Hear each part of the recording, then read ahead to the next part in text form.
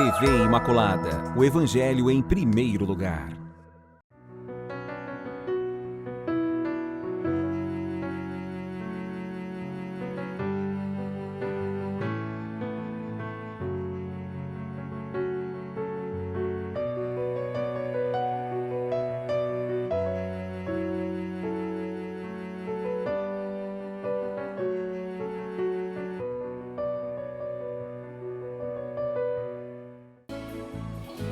Olá, programa Respostas está de volta, uma saudação especial aqui do Padre Adriano. Seja muito bem-vindo, bem-vinda, vocês que participam do programa aqui pela TV Imaculada, essa TV que evangeliza, essa TV que informa, essa TV que nos traz esperança. O ser humano é um ser que busca, e nós estamos buscando as respostas, as luzes para que o nosso caminhar, para que a nossa vida seja significativa, seja também iluminada pelo Evangelho, também pelo pensamento, pela forma de ver do cristianismo, sobretudo, que seja a expressão do Cristo que está presente entre nós. E nós estamos aqui mais uma vez nesse programa que possui 3 blocos. No primeiro bloco nós fazemos normalmente uma reflexão a partir de um tema, olhando o olhar da igreja sobre um tema importante, um tema relevante. Na verdade, nós estamos seguindo a sequência praticamente de um documento que foi escrito no Concílio Vaticano II, um documento que fala, sobretudo, das relações entre a Igreja e o mundo contemporâneo. No segundo e no terceiro bloco, nós vamos responder aquelas perguntas que vocês nos mandam. Tivemos esses dias aí um número considerável de perguntas, também nos detivemos em algumas questões muito pertinentes a partir de algumas perguntas, e agora nós também vamos dar continuidade a estas respostas, porque temos outras, digamos assim, outras perguntas na fila de espera, tá certo? Desde já, muito obrigado pela sua presença, pela sua participação no programa Respostas, um abraço afetuoso da gente. E vamos então agora para a reflexão do tema de hoje. Nós já estamos trabalhando o terceiro capítulo do documento Gaudium et Spes, um documento escrito pelos bispos reunidos no Vaticano para o Concílio Vaticano II, assim chamado, que leva o nome do local. E nós estamos refletindo nesse terceiro capítulo sobre a vida econômico-social. O Evangelho tem alguma coisa a dizer para a nossa vida econômico-social? Com certeza. E nós vamos agora encerrar a terceira parte do tema específico do encontro de hoje, do primeiro bloco do programa Respostas. O tema alguns aspectos da vida econômica atual.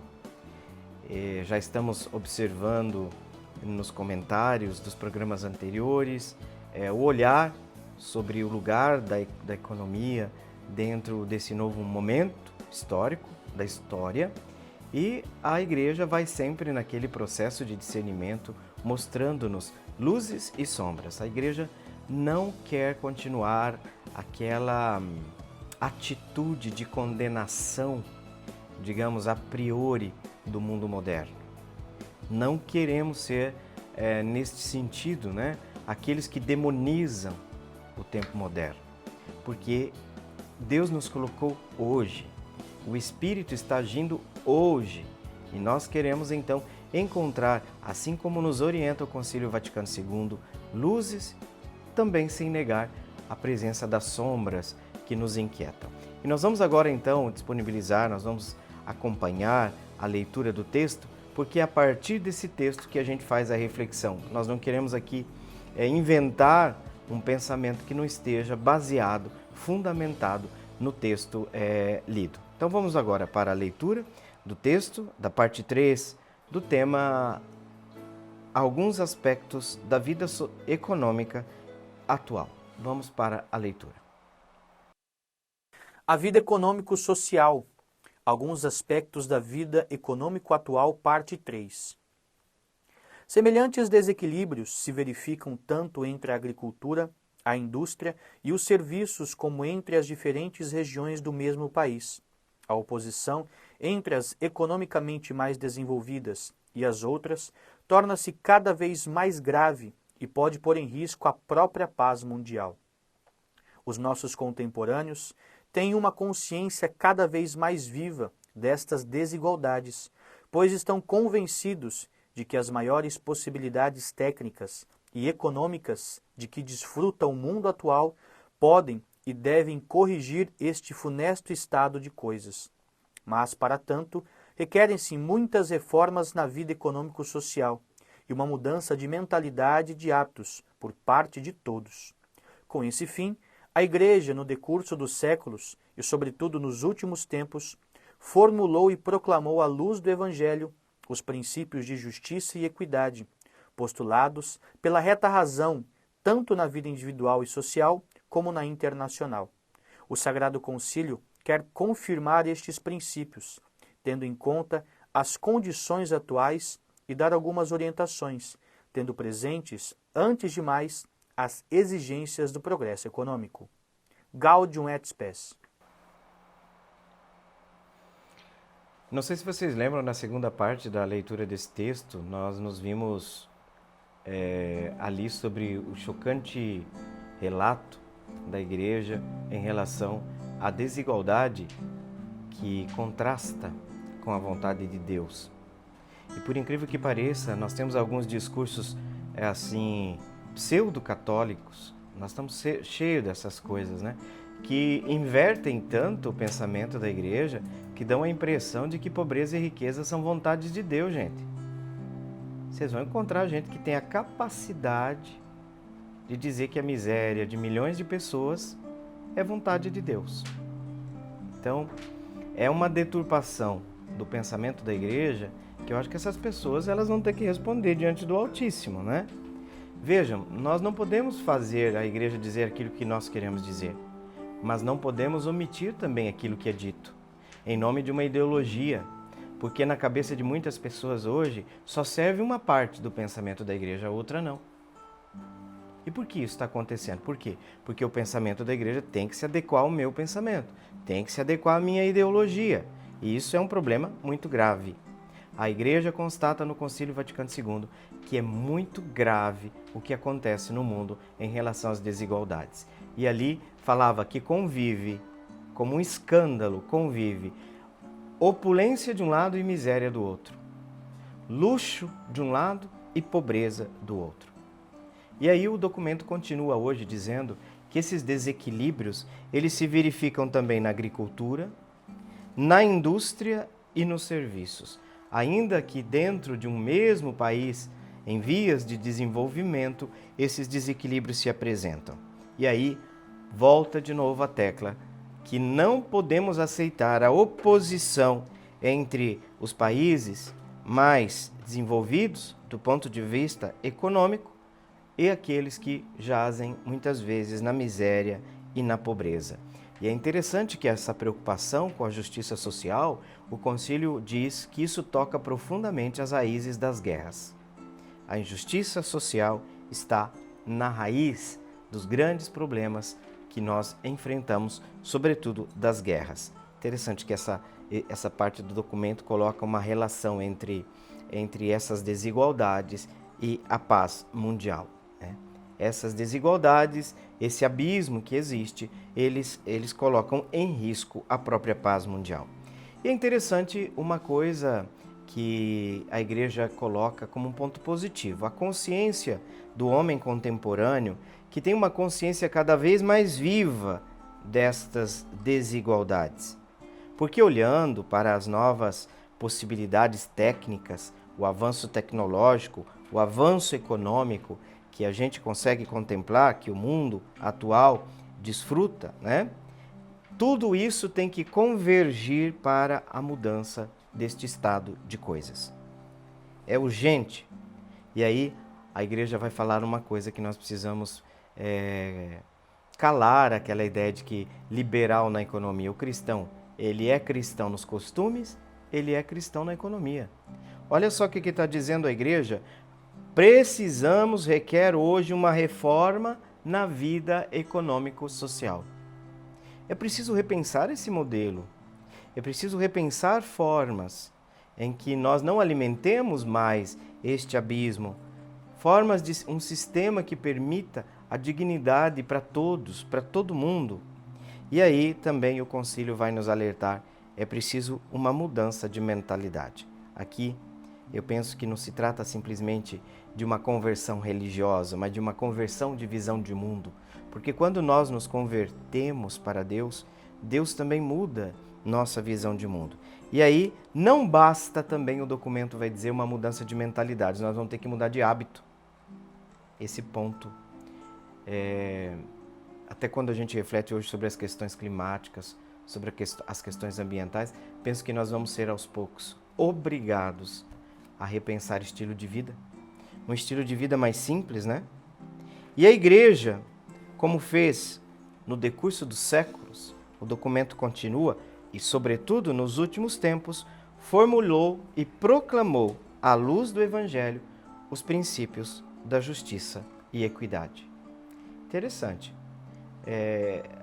Tem gente na igreja que só sabe falar dos princípios da moral sexual.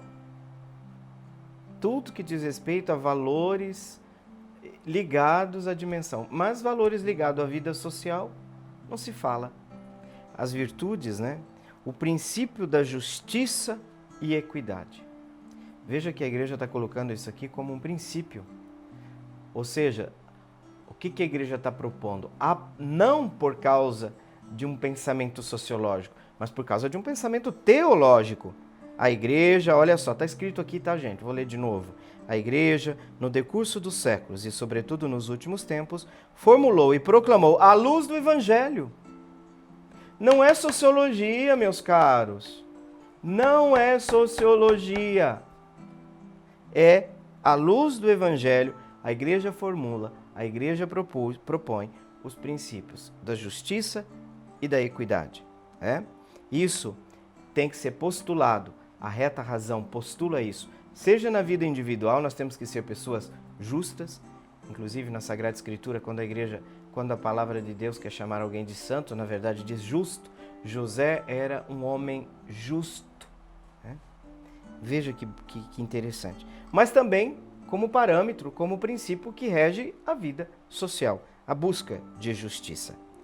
E veja que a terceira parte do nosso texto termina dizendo que o Sagrado Concílio quer confirmar estes princípios, tendo em conta as condições atuais e dar algumas orientações, tendo presente, antes de mais, as exigências do progresso econômico.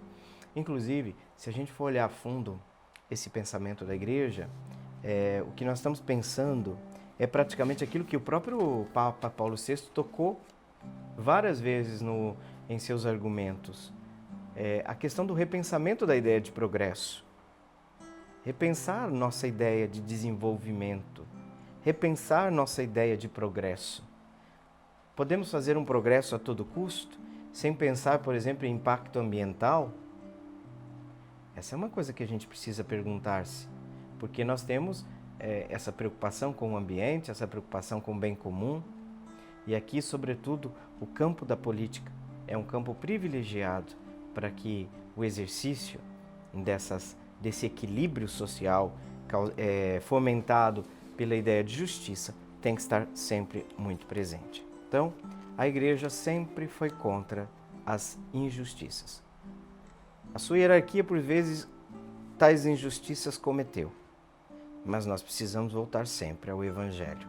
À luz do Evangelho, nós temos que buscar essa equidade, atuar na sociedade no nível pessoal, mas também no âmbito social, sobretudo no âmbito político-social, os princípios da equidade, o princípio da justiça. Isso é uma coisa que está faltando, né, para nós reequilibrarmos a nossa visão cristã, porque estamos aqui, a doutrina social é uma ilustre desconhecida, eu tenho dito sempre isso, eu bato nessa tecla porque as outras teclas estão já, sabe aquelas teclas que a gente mais usa no computador, que vai ficando gastada ali, de tanto usar? Então, mas a gente precisa olhar além, a gente precisa ampliar a nossa visão e integrar a dimensão pessoal e a dimensão social da nossa fé. Então nós vamos para o nosso intervalo agora, o primeiro bloco já terminou por aqui, nós vamos para o nosso intervalo e voltamos na sequência. Fique com a gente, logo estamos de volta e nós vamos hoje então, já na sequência, a responder perguntas que vocês nos enviaram. Até daqui a pouco.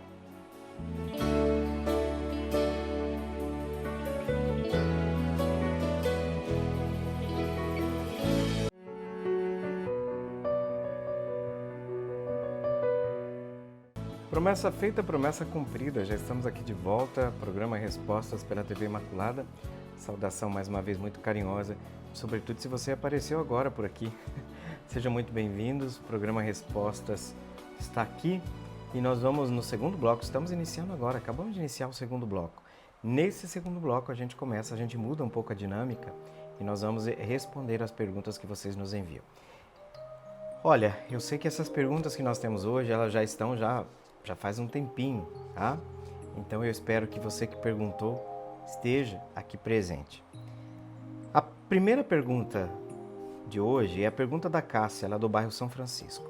Cássia, muito obrigado pela sua participação e saúdo com carinho todo o pessoal lá do bairro São Francisco, por sinal, um bairro vizinho, um bairro que eu morei muito tempo quando eu habitava ali ainda na sede da CNBB, no bairro São Francisco, com a nossa belíssima igreja. Eu fico às vezes me perguntando, mas tem algumas dúvidas, mas eu penso que a São Francisco seja uma das igrejas mais bonitas de Campo Grande. São Francisco, São José, estão ali, né? Eu acho que, me parece que nós estamos superando aquele tempo que a gente faz igreja igual o barracão, né? A gente sabe que os barracões, eles são necessários enquanto está construindo o templo, mas a gente precisa de a beleza faz bem também, né? Isso é importante. Eu considero a igreja São Francisco uma igreja muito bela, né? E daí, a pergunta, né? Vamos para a pergunta da Cássia, do bairro São Francisco. Está falando da paróquia São Francisco por causa que o próprio bairro leva o nome ali da paróquia. Pergunta da Cássia. Padre, qual é a posição da Igreja Católica sobre as cartas psicografadas usadas pelo Espiritismo? Muitas são de histórias com vários detalhes que só a pessoa que morreu e a família sabia. O que a igreja diz a respeito? Cássia, antes de mais nada, eu sempre faço uma premissa de que eu procuro entender, num primeiro momento, esse fenômeno da psicografia, que eu gostaria de entender primeiro o que o próprio espírita diz dessas cartas psicografadas. Sempre quem vai dizer aqui, quem vai fazer um discurso, é alguém que não é espírita. Até porque você perguntou, né, qual a posição da Igreja Católica em relação a isso. E pelo que eu entendi, inclusive na sequência da sua pergunta, que chama muito a sua atenção o fato de que muitos desses relatos, dessas cartas, elas relatam histórias até então conhecidas, com tantos detalhes conhecidos somente pela pessoa que morreu e a família, né, digamos assim, aquelas pessoas mais próximas. Então eu pressuponho aqui que talvez sua pergunta seja de alguém que acredite na psicografia, né, na possibilidade da psicografia. E aqui me permitam dizer que a gente trata sempre com muito respeito as posições distintas. E o diálogo está sempre aberto. Significa que nós não demonizamos as posições contrárias, mas assim como cada pessoa tem direito de expressar a doutrina da sua denominação ou da sua compreensão religiosa de mundo, também nos facultamos o mesmo direito de dizer aquilo que, oficialmente, pelo menos, a Igreja propõe nesse campo. A posição da Igreja Católica, Cássia, em relação às cartas psicografadas, usadas, no caso, pelo Espiritismo, é, em certo sentido, uma posição de descrença. Descrença no sentido de que nós não admitimos a possibilidade de que os mortos possam escrever, né, nesse sentido. A possibilidade do ato, para nós, compromete nossa visão depois da morte. Compromete nossa visão do que acontece depois da morte. E quais as possibilidades que existem, nesse sentido, entre o céu e a terra. O que pode vir de lá? O que pode ser, de certa forma, né, trocado entre os mundos? E nós aqui admitimos, dentro da fé, naquilo que proclamamos como comunhão dos santos, que há um intercâmbio entre o céu e a terra. Tanto que aquelas pessoas que nós invocamos, vejam, os santos, são pessoas que morreram. Então há uma relação entre os santos, que a gente diz aqueles que estão já gozando da plenitude em Deus, e da nossa dimensão peregrina, ou podemos dizer de outra forma, os vivos e os mortos. Há uma comunicação para os católicos entre o céu e a terra? Sem dúvida alguma. A ordem desta comunicação se enquadra exatamente dentro de uma profissão de fé que crê na comunhão de bens espirituais entre o céu e a terra. E isso não inclui absolutamente a psicografia. Não inclui porque a Igreja considera, Cássia, que a comunicação com os mortos por meio de cartas psicografadas não é possível para a nossa visão. E nesse sentido também não estaria de acordo, porque aqui você percebe que se eu admito a psicografia, eu vou tocar em outros pontos da doutrina da fé, da nossa fé. Porque aqui se trata da concepção do pós-mortem, o que acontece com as almas, essa visão. Nesse sentido, o Espiritismo e o mundo católico se divergem, né? Divergem. E pelo amor de Deus, com direito a tal, né? De ambas as partes. Veja uma das coisas interessantes. De acordo, Cássia, com a doutrina católica, após a morte, as almas, né, as pessoas, o resíduo de identidade última, né, passam para a vida eterna e, nesse caso, não podem mais ser contatadas pelos vivos. Não podem mais ser contactadas pelos vivos, por exemplo, por meio de métodos como a psicografia. Não é mais possível, na nossa visão, que entende a relação entre o céu e a terra, entre os vivos e os mortos. E aqui eu diria que há uma diferença, Cássia, muito explícita, por exemplo, entre invocar os mortos e entre evocar os mortos. O que nós podemos? Nós católicos concebemos na nossa fé que é possível invocar os mortos. O que a gente faz quando eu faço uma oração? Ontem mesmo conversava na minha oração com Terezinha. Terezinha é uma santa que eu tenho muita estima na minha devoção. Uma amiga espiritual, né? Eu converso. O que é a oração? Gente, sempre dentro do âmbito de uma oração. Eu falo com os santos, com essas pessoas que são íntimas de Deus, né? Isso é possível, porque nós podemos invocar os santos, os que foram. O que a gente não pode, Cássia, é evocá-los, tá? Isso acontece no âmbito de uma sessão espírita. Aqui, gente, o espiritismo é um mundo muito complexo, tá? Existem várias linhas dentro do espiritismo e temos que dizer aqui com muita humildade, tá? Que existem até dentro do próprio espiritismo visões distintas em relação também à própria psicografia. E neste sentido, eu penso que a gente tem que tomar cuidado para não fazer afirmações muito gerais, mas de modo geral, me parece que a doutrina, e alguém que está assistindo e é adepto, conhecedor profundo da doutrina espírita, pode me corrigir, sem dúvida alguma, admite essa possibilidade de comunicação, né, com os vivos e os mortos, mas não nos moldes que nós concebemos. Porque invocação e evocação, para nós, são termos distintos. Para nós, esta comunicação nos moldes do pensamento espírita com os mortos não se adequa ao ensinamento da Igreja, exatamente porque ela termina por confrontar alguns pontos, né?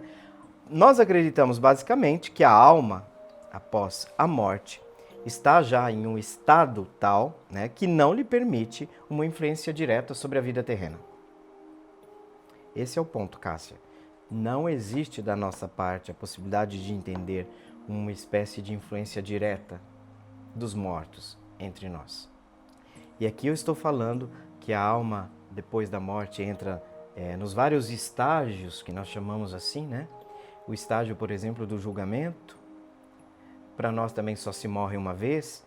Aqui nós teríamos também o confronto da doutrina na dimensão, na própria visão da reencarnação, que não é doutrina nossa, tá? Não estou demonizando a doutrina de ninguém aqui, estou dizendo que não é doutrina nossa, não é doutrina da Igreja Católica a reencarnação, e também nós não partilhamos no pensamento, na visão religiosa, essa dimensão da admissão de uma intervenção dos mortos, tá? Da intervenção dos mortos sobre a vida terrena. Sobretudo, nossa vida, ela precisa nesse sentido, estabelecer uma ponte, nossa vida de fé.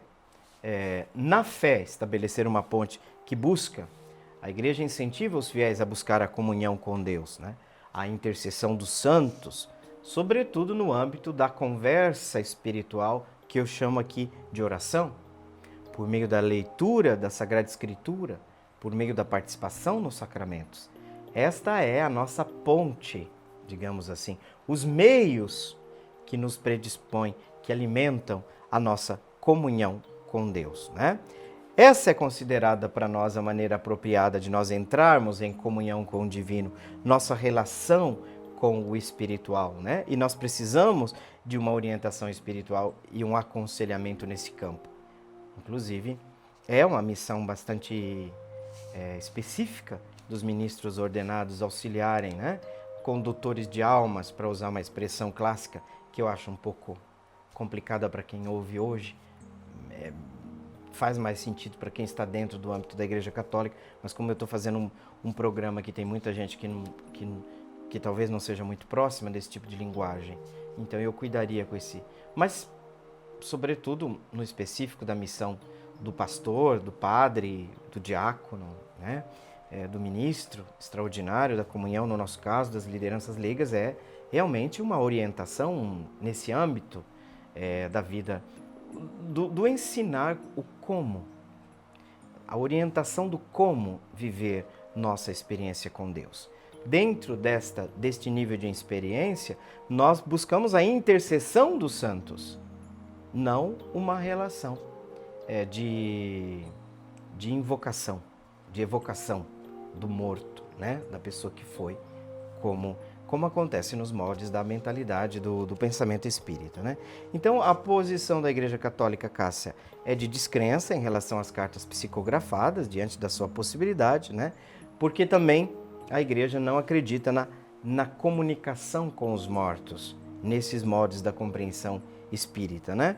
E nesse sentido, a Igreja vai incentivar os fiéis a se voltarem às práticas próprias da compreensão católica da fé.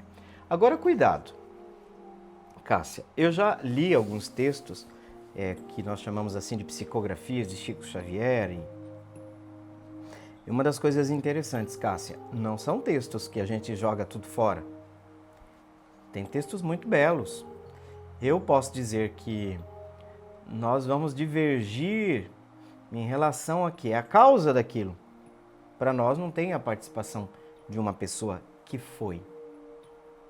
Pode acontecer o quê? Pode haver uma influência, pode haver uma... Quem foi deixou um sistema de pensamento, quem escreve pode intuir, né, e expressar de maneira muito próxima ao pensamento de quem foi. Essa é uma possibilidade, com certeza. Agora, isso não é um texto de revelação para nós, não é um texto nem mesmo admitido como expressão de uma revelação privada, como acontece com os santos, né? No nosso caso católico, no caso da Igreja Católica. Então, tem coisas muito bonitas escritas nessas, né, usando o termo espírita, nessas psicografias, assim por eles chamadas. Mas aí, como eu dizia para você já, Cássia, a nossa não admissão dessa possibilidade está exatamente porque os mortos não escrevem mais. Sim, eu sei que o processo, eu não sei aqui agora descer no pormenor qual que é o processo, é um processo de inspiração, é um processo de tomada da pessoa, do corpo, há uma incorporação para a psicografia, aí é uma resposta que nesse momento eu não tenho, tá? Mas, por exemplo, a incorporação não é possível para nós. Nós não a admitimos. E aí todo o Padre Quevedo, não sei se você lembra, já ouviu falar, Cássia, essas explicações em relação ao que essas psicografias revelam, em relação à própria posição da pessoa, dados conhecidos somente por pessoas muito próximas ou por ela mesma, as explicações, Padre Quevedo, se nesse sentido ele procurava aquilo que nós falamos, uma explicação científica que seja possível para elucidar estes fatores. De qualquer forma, para nós, a comunicação com os mortos, no molde da compreensão espírita, com todo o respeito que nós temos por essa compreensão, para nós católicos, não é possível. Tá certo, Cássia? Muito obrigado pela sua participação. Obrigado mesmo de coração. Nós vamos agora para o nosso intervalo e vamos voltar na sequência para o último bloco do programa As Respostas. Até daqui a pouco.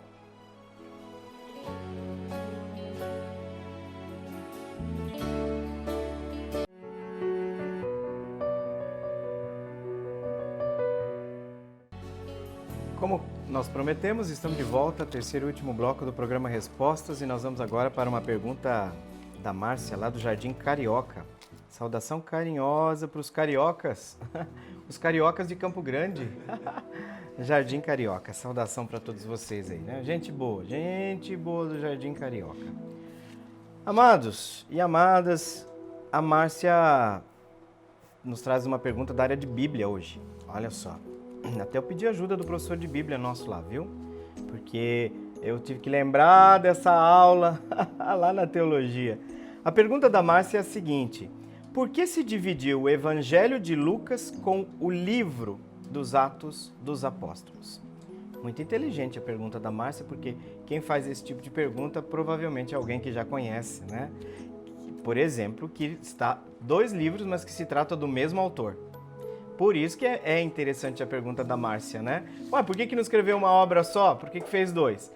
Eu vou dizer inicialmente de uma maneira muito simples, Márcia. Na verdade, nós podemos conceber a obra de Lucas como 2 volumes. É o mesmo autor com 2 volumes. Mas vejam que tem um motivo pelo qual eles são livros distintos. E é óbvio que quando você lê o Evangelho de Lucas, você vai perceber que é um evangelho. Então eu estou falando de um gênero literário narrativo. E o que é esse gênero literário narrativo? Substancialmente, evangelho pode ser configurado, Márcia, como um gênero literário, porque ele tem uma estrutura narrativa descrita. E mostra o quê? Mostra o movimento de Jesus, dos seus primeiros seguidores, aquilo que Jesus fez, praticamente, disse e fez durante os 3 anos da sua vida pública. Aquilo que os autores vão chamar de movimento de Jesus, que se inicia. Esse é o ponto central, o conteúdo central do Evangelho de Lucas. Mas o mesmo Lucas escreveu também Atos dos Apóstolos. Depois, no segundo momento, a gente vai dizer que tem uma razão teológica, mas segura aí. No segundo momento, nós temos um outro estilo. Por quê? Eu tenho certeza que você pode pegar um capítulo de Lucas, do Evangelho, pega um capítulo, tá? De Atos dos Apóstolos, você vai perceber que eles estão em 2 tempos absolutamente distintos. Então, também podemos falar do gênero literário para os Atos dos Apóstolos. Qual seria? Por incrível que pareça, Lucas não era um homem inteligente. Lucas era um homem muito culto. Lucas conhecia, por exemplo, as grandes epopeias, as grandes narrativas, né, dos grandes povos, das grandes culturas de então, que são narrativas que criam, por exemplo, falam dos grandes heróis.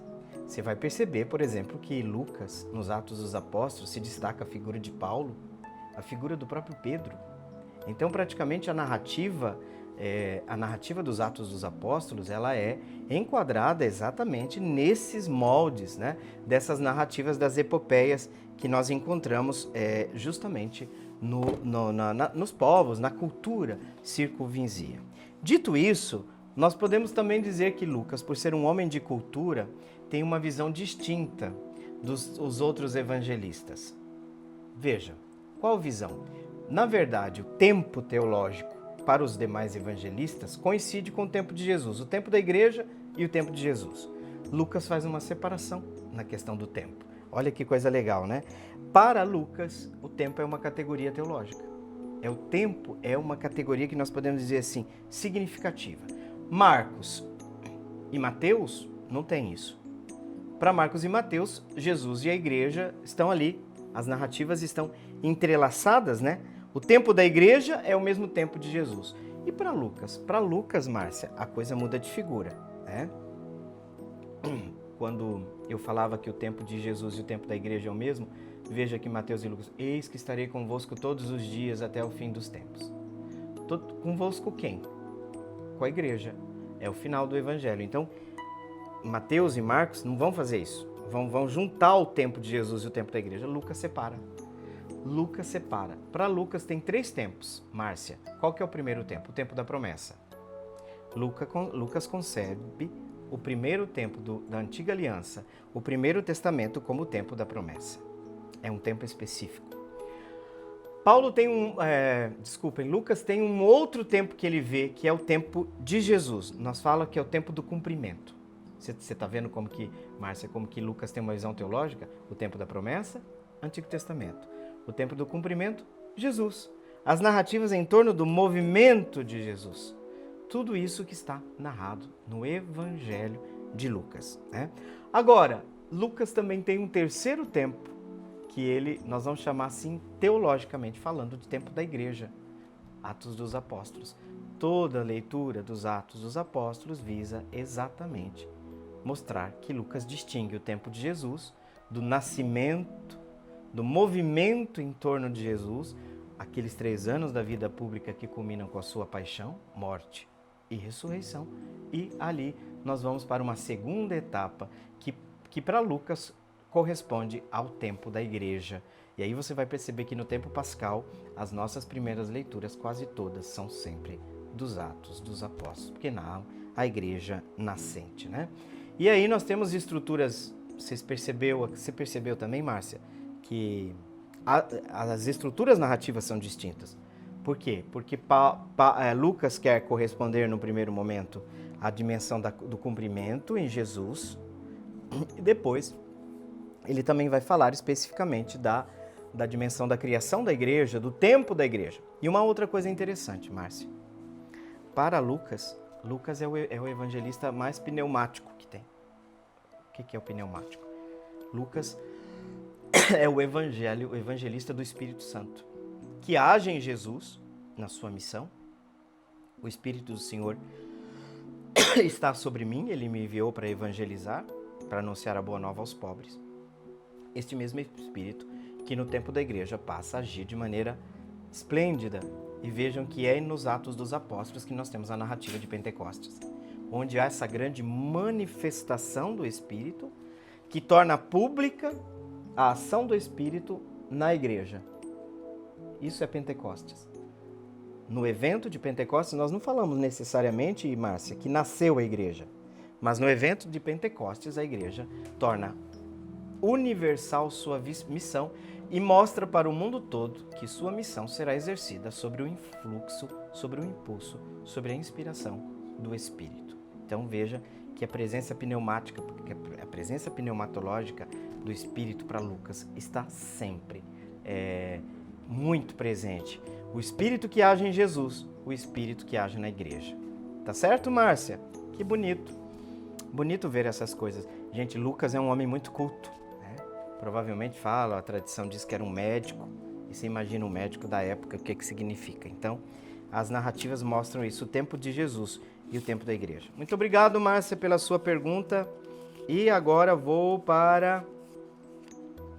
Gente, eu nunca tinha ouvido falar nesse bairro. Vila do Polonês. Aqui está dizendo região do Via Parque. Aí eu consegui, ainda bem que o nosso assessor aqui, né? Nosso assessor mor, que é o Felipe, deu essa força pra gente e colocou aqui entre parênteses, porque ele provavelmente sabia. Ele sabe, o Felipe sabe que o meu GPS é quebrado, né, Felipe? O Fábio, nós estamos dando uma folga pro Fábio, tá? Nós estamos dando uma folga, mas, Fábio, espera, que logo vem a pergunta aí. Vila do Polonês, que interessante, né? Olha, um bairro, nunca tinha ouvido falar.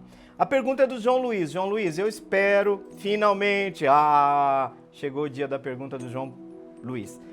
Nome bonito, né? João Luiz. Fazia tempo que eu não ouvia essa formulação de nome duplo. João Luiz, muito obrigado pela sua pergunta, tá? Pela sua participação aqui no programa Respostas. Aliás, eu até esqueci hoje. Nossa, a direção já tinha falado assim, olha, tem que colocar o número do telefone, né? Eu esqueci já. Já estamos no final do programa de qualquer forma. Você sabe que o programa reprisa, né? Reprisa hoje, reprisa domingo, reprisa segunda, reprisa quarta. Acho que domingo não, né? Domingo não, tá? Na segunda sim, na segunda-feira sim, tá certo? Na quarta-feira também. Então, 993470532. Estou dando assim no finalzinho, porque vamos supor que você tem aí uma pergunta na ponta da agulha que fala? Não vou responder hoje, mas no próximo programa a gente vem para responder.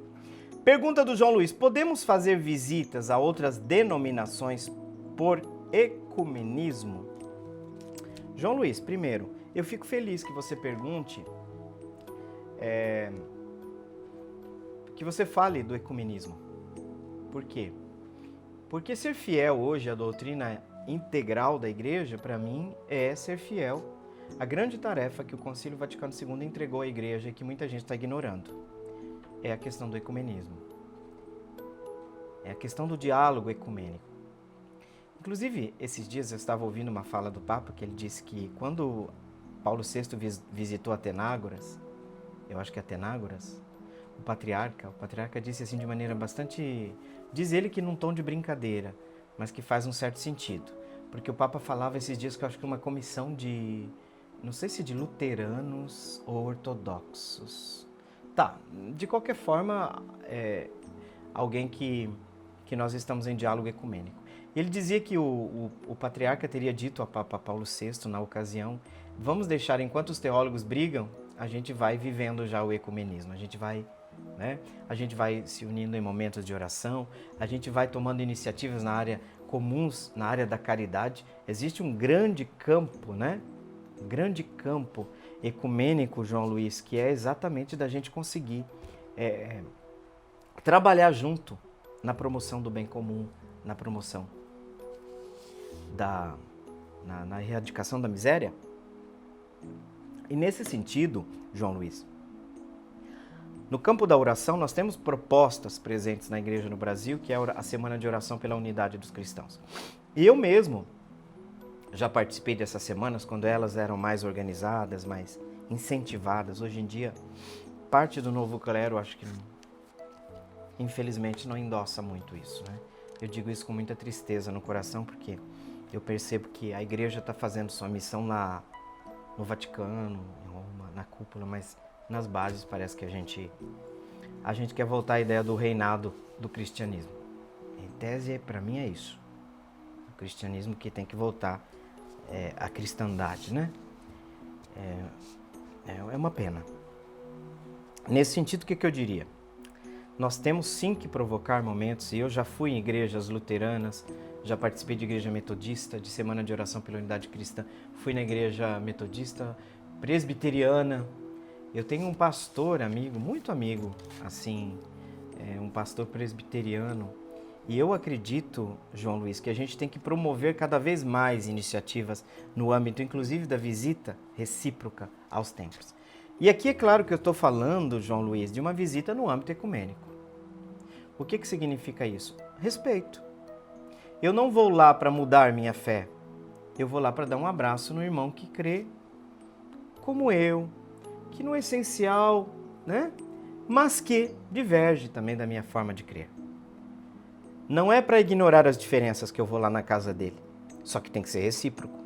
Uma mão lava a outra, né? Aqui não é mais questão de proselitismo, de venda de placa de igreja ou de confronto no espírito das cruzadas. Basta isso. Nós não precisamos mais disso.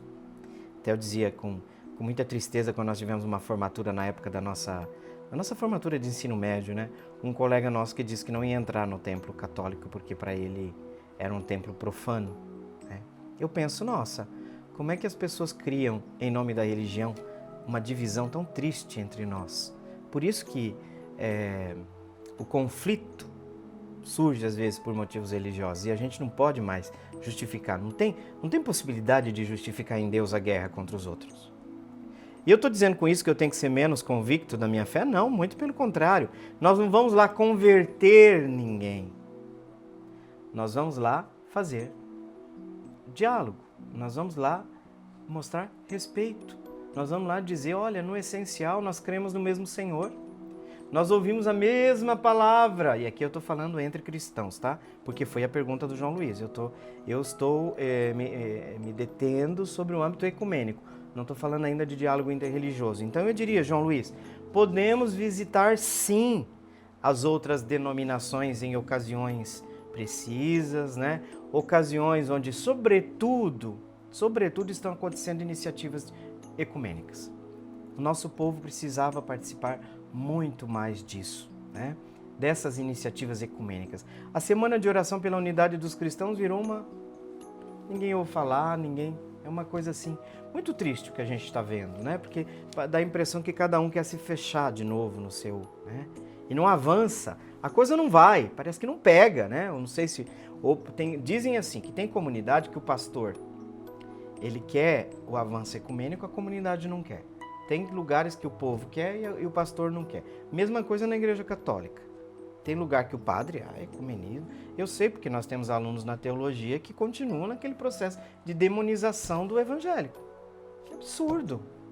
E não adianta, a pessoa pega ranço, a pessoa pega... Eu falo, gente, com que objetivo? Se eu falo que eu não posso negar, segundo o evangelho, já que você quer ser tão puro, segundo a doutrina, mas não tem como ser puro sem ser fiel ao evangelho, que nós temos que amar os inimigos, e eu jamais denominaria, e a igreja mesmo não denomina mais os evangélicos como inimigos da igreja. Estão lá, irmãos no Senhor. Olha o documento, Utu Unum Sint, olha o documento lá do Concílio Vaticano II, gente chega a chamar de irmãos no Senhor. Eu vejo ainda em certas formas de círculos tradicionalistas, né, se dirigir de maneira muito desrespeitosa. Gente, eles têm a palavra de Deus. Olha a linguagem que a igreja usa. Né? Então esse povo de fidelidade à igreja tem muito pouco. É fidelidade ao sistema tradicionalista, do ultratradicionalismo. Não a igreja. Porque a igreja cuida na sua linguagem também. Tá certo? É isso. João Luiz, participe, medida do possível, tá? Convicto da sua fé, mas também ciente de que essa mesma fé nos pede o abraço do irmão e do avanço do caminho ecumênico. Muito bem, chegamos ao final do programa Respostas. Muito obrigado pela sua companhia. E exatamente no final desse programa que a gente invoca a nossa mãe, a intercessão de Maria, a mãe do Senhor, a mãe dos seus discípulos, carinhosamente, devotamente invocada por São Maximiliano Maria Kolbe como a Imaculada, aquela que, sem mancha, não colocou obstáculos para a ação de Deus na sua vida. Que sua intercessão nos faça também todos predispostos, abertos à ação da graça divina, que desça sobre todos nós a bênção de Deus Todo-Poderoso, Pai, Filho e Espírito Santo. Amém. Um abraço apertado, afetuoso. Fiquem com Deus. A promessa de um reencontro no próximo programa. Salve Maria Imaculada.